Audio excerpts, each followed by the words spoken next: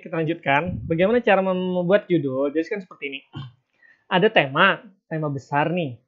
Misalnya tema besar saat ini kita cari yang viral-viral lah. Misalnya pembelajaran di masa COVID saat ini.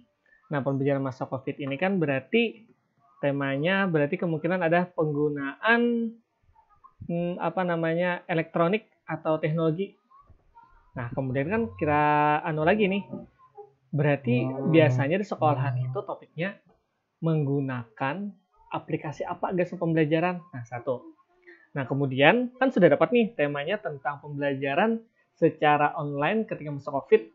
Kita khususkan topiknya itu yang aplikasi yang mana. Misalnya kita cek dengan penggunaan misalnya Google Classroom. Oke, Google Classroom. Nah, selanjutnya kita cari objek kasusnya. Jadi penggunaan Google Classroom itu di mana? Nah, ini yang pengkhususan. Apakah di sekolahan SD kah, atau di MI kah, atau di kampus kah? Nah, ini yang pengkhususan. Jadi akhirnya judulnya sudah berubah. Penggunaan aplikasi Google Classroom di SD atau MI Gambut. Nah, kan seperti itu. Nah, hanya kita buat judul khusus. Jadi di kelasnya misalnya kelas berapa atau kelas bawah misalnya. Atau misalnya seperti ini. Pembelajaran berbasis online menggunakan Google Classroom di kelas misal Google Classroom di kelas 4 MI Gambut dengan tema misalnya diri sendiri. Nah, itu kan sudah khusus. Jadi kita berkembang dari tema saat ini yang viral itu apa, misalnya apakah tentang inklusi, berarti kuasai dulu inklusi. Nah, kemudian misalnya tentang pembelajaran online, berarti kuasai dulu pembelajaran online. Misalnya pembelajaran Al-Quran, berarti pembelajaran Al-Quran itu dikuasai. Baru kita masuk ke topiknya ini yang lebih khusus lagi. Di misalnya pembelajaran Al-Quran itu pembelajaran Al-Qurannya misalnya apakah tahfiz kah, atau tilawah kah, atau yang tartil. Nah, objek kasusnya di sini tempatnya di mana kan? Tempatnya ini rencana di mana yang khususnya? Karena kalau tidak punya tempat berarti kita ini belum ada tempat untuk mendalami. Karena kalau mendalami itu perlu ada tempat. Jadi yang kita dalami ini sekolahan mana? Kan seperti itu. Jadi harus kita tentukan tempatnya di mana. Nah, kemudian baru kita buat judulnya. Makanya akhirnya judul itu ada temanya, ada topiknya, ada tempatnya. Di situ sebenarnya judul. Oke, nah lanjut. Nah, jadi pemilihan tema, topik, dan kasus sudah tadi. Nah, kemudian baru pembacaan literatur. Nah, literatur ini adalah penelitian teori. Kalau kalian ingin mencoba untuk meneliti tentang inklusi, berarti pendidikan inklusi harus dikuasai. Ingin meneliti tentang Al-Quran, berarti Al-Quran harus dikuasai. Ingin meneliti tentang bahasa Indonesia, berarti bahasa Indonesia harus dikuasai. Jadi hal tersebut harus dikuasai, karena di situ nanti kalian akan melakukan topik yang akan dikaji pada objeknya. Kayak seperti itu. Nah, perumusan fokus masalah, di sini yang sudah mengecil. Pengumpulan data, oke.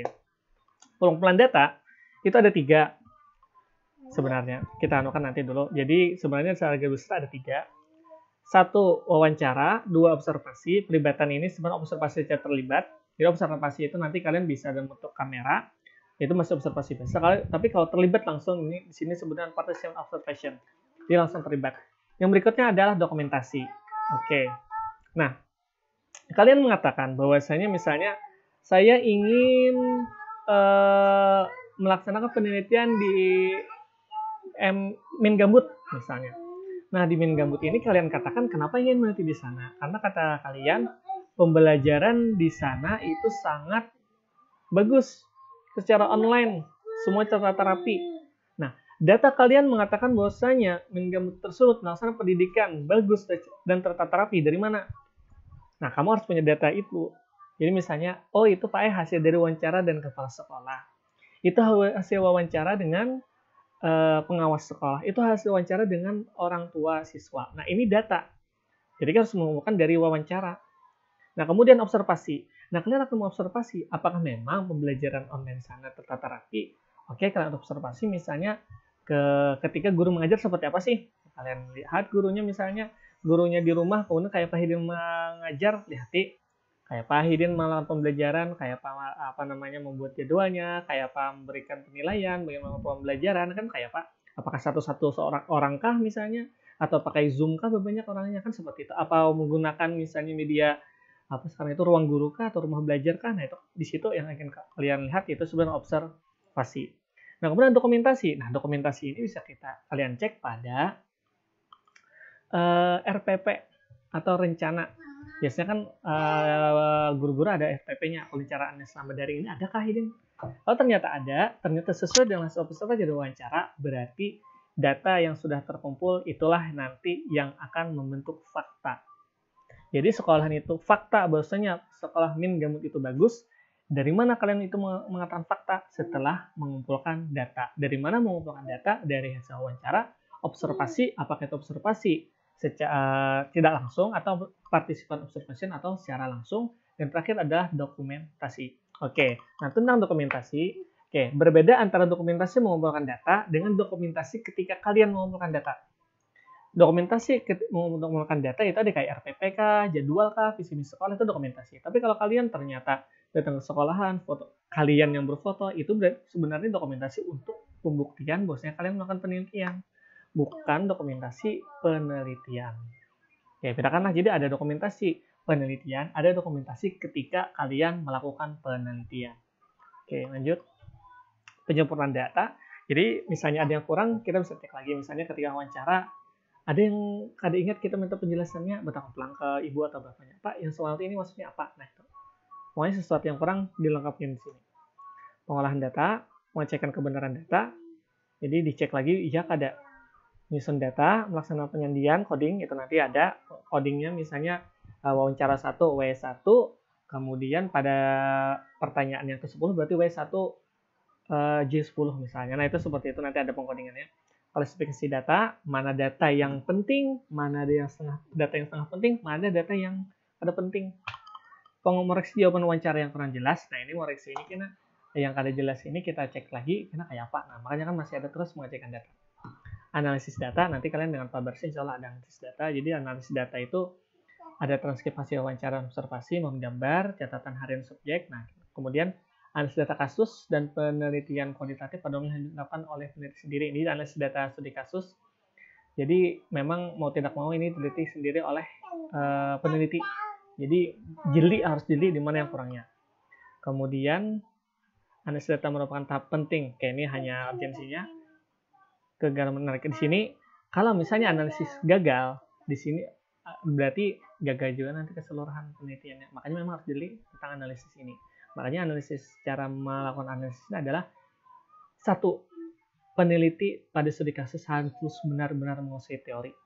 Itu paling pentingnya. Makanya harus berdasarkan teori. Karena di situ nanti dia tahu bagaimana menganalisis apakah hal ini sesuai dengan teori atau tidak sesuai dengan teori. Atau justru ini adalah pengembangan teori. Ya, lanjut. Proses analisis data. Oke.